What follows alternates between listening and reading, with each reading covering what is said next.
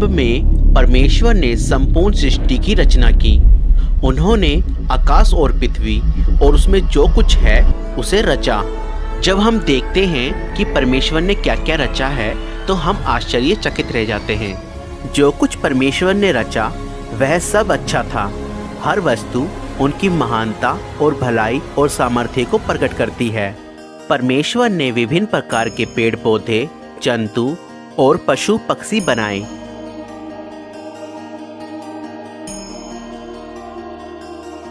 तब उन्होंने मिट्टी लेकर पहले मनुष्य को बनाया और उसके नथनों में जीवन फूंका। पूरी हो जाए, हाथों में तेरे जीवन है ये। पहला मनुष्य आदम कहलाया। तब परमेश्वर ने आदम की पसली निकाली और उससे औरत को आदम की पत्नी और साथी होने के लिए रचा। उसे हवा नाम दिया गया।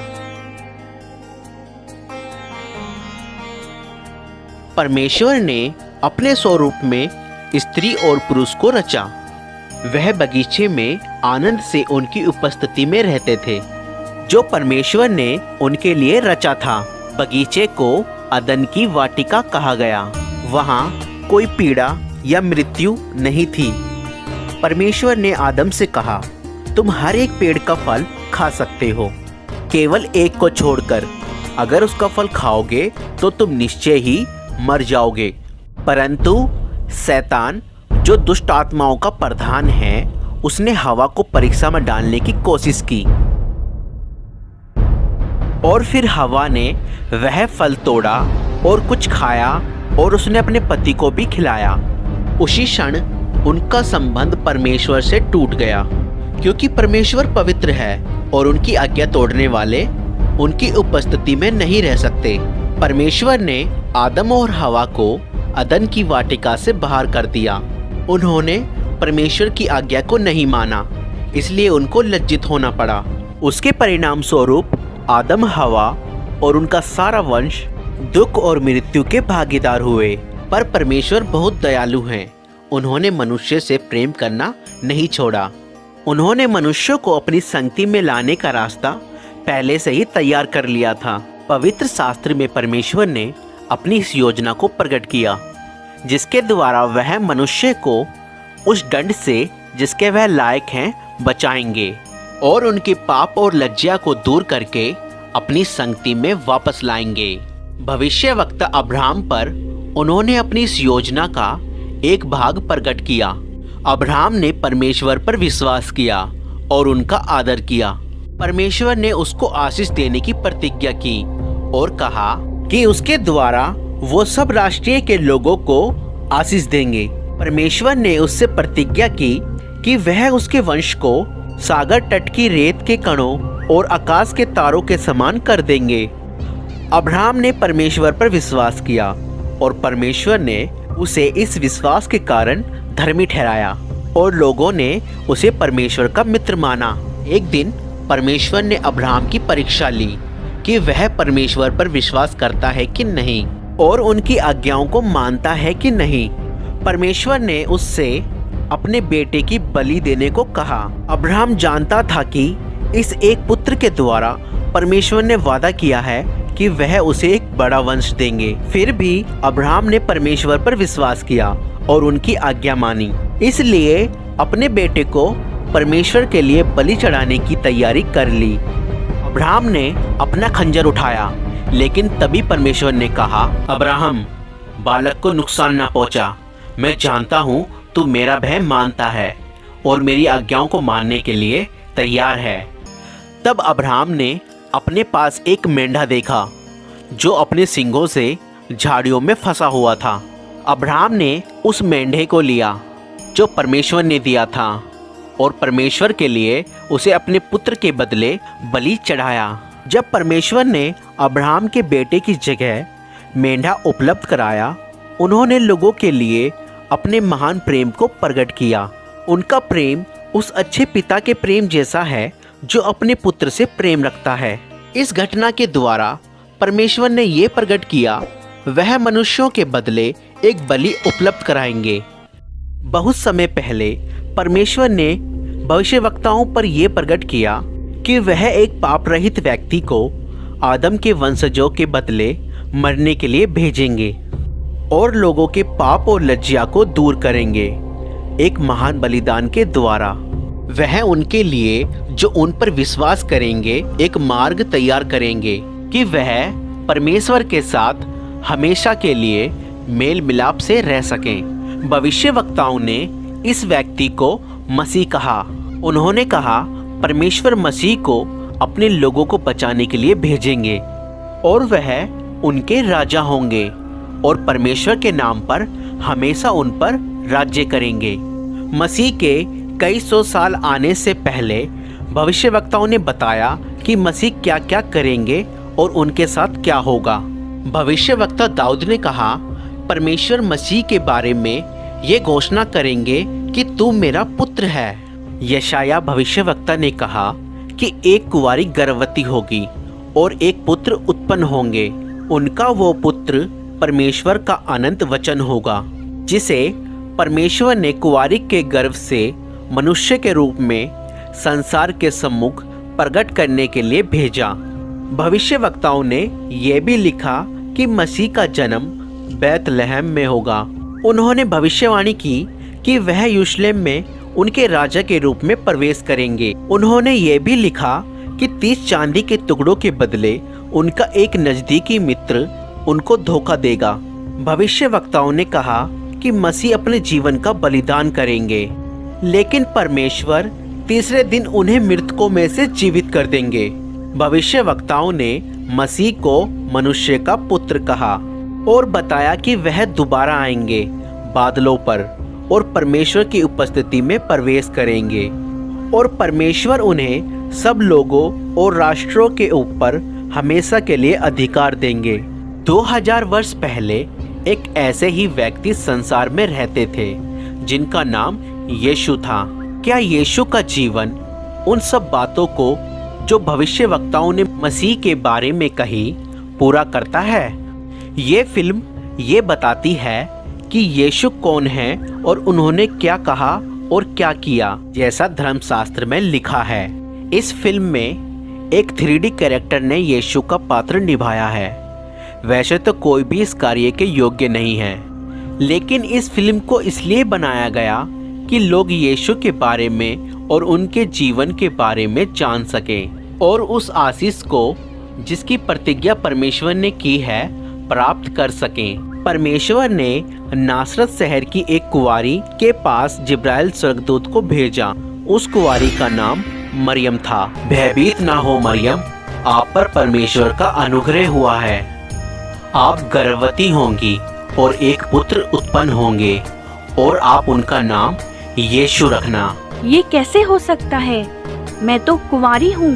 पवित्र आत्मा आप पर उतरेगा, इस कारण वो बालक परम प्रधान परमेश्वर के पुत्र कहलाएंगे तथा उनके राज्य का कभी अंत न होगा।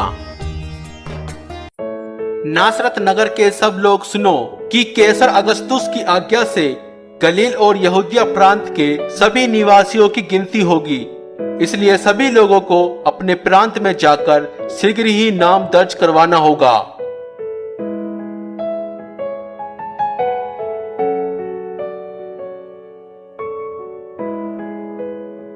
और मरियम अपने मंगेतर यूसुफ के साथ नाम लिखाई के लिए यहूदा के नगर बैतलहम गई, पर बैतलहम में उन्हें ठहरने की जगह न मिली। उन्हें केवल गौशाला में ही जगह मिल सकी।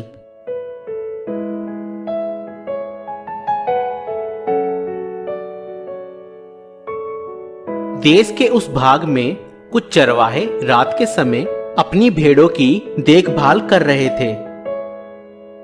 तभी परमेश्वर का एक स्वर्गदूत प्रकट हुआ और परमेश्वर के तेज ने उन्हें घेर लिया।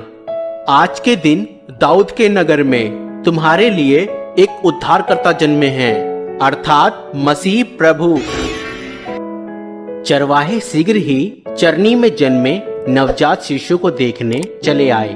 वह उन प्रथम लोगों में गिने गए जिन्होंने कुंवारी माता द्वारा उद्धारकर्ता के जन्म का सुसमाचार फैलाया। कि आज पैदा मसीह हो गया, कि आज पैदा मसीह हो गया। किशोर दुनिया में, किशोर दुनिया में, किशोर दुनिया। एक हफ्ते बाद जब बालक के खतने का समय आया तो उसका नाम यीशु रखा गया।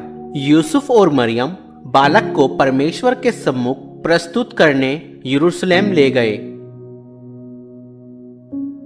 मूसा की व्यवस्था अनुसार जब वह धार्मिक कर्तव्यों को पूरा कर चुके तो यरूशलेम से वापस नासरत लौट आए और यीशु परमेश्वर और मनुष्य के अनुग्रह में बुद्धि और शरीर से बढ़ने लगा।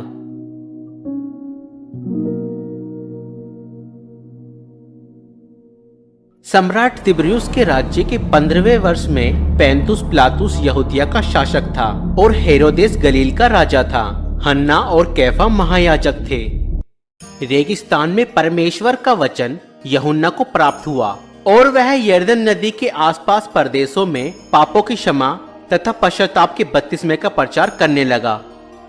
अपने पापों से पश्चाताप करो और बपतिस्मा लो तो परमेश्वर तुम्हारे पाप क्षमा करेगा। जैसे यशाया भविष्यवक्ता की पुस्तक में लिखा है कि रेगिस्तान में कोई पुकार रहा है, प्रभु के लिए मार्ग तैयार करो, प्रभु की यात्रा के लिए सीधा मार्ग बनाओ।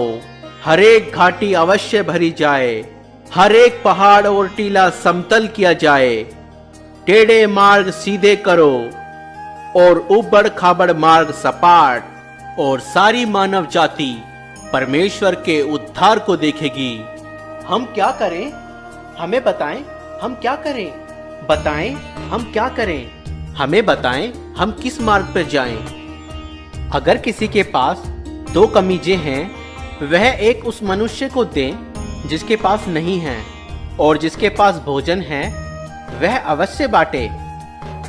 हे गुरु, हम चुंगी लेने वाले हैं, हम क्या करें? निर्धारित से अधिक चुंगी तुम मत लो, और हमें बताए हम क्या करें? किसी से भी जबरन धन मत लो और ना किसी पर झूठा दोष लगाओ। अपनी कमाई में संतुष्ट रहो। हमें बताएं, क्या आप मसीह हैं? मैं तुम्हें पानी से बपतिस्मा देता हूँ, परंतु एक और आ रहे हैं जो मुझसे सामर्थी हैं। मैं तो उसके जूतों के बंधन खोलने लायक भी नहीं। वह तुम्हें पवित्र आत्मा और आग से बपतिस्मा देगा। उसका सूप उसके हाथों में है, ताकि वह गेहूं को भूसी से अलग करके अपने खत्ते में रखे।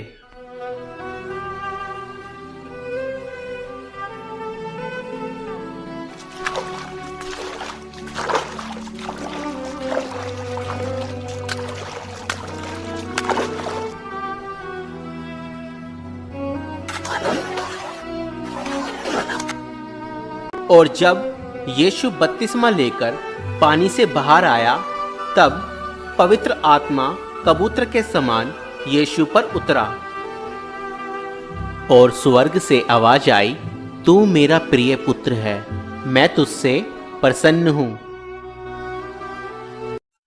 लगभग 30 वर्ष की आयु में यीशु ने अपनी सेवा आरंभ की। पवित्र आत्मा से परिपूर्ण प्रभु यीशु यरदन से लौटे।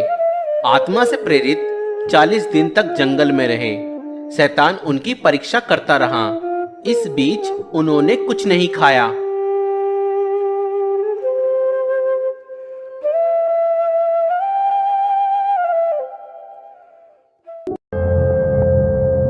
तब शैतान ने उससे कहा, यदि आप परमेश्वर के पुत्र हैं तो इस पत्थर को रोटी बन जाने की आज्ञा दें।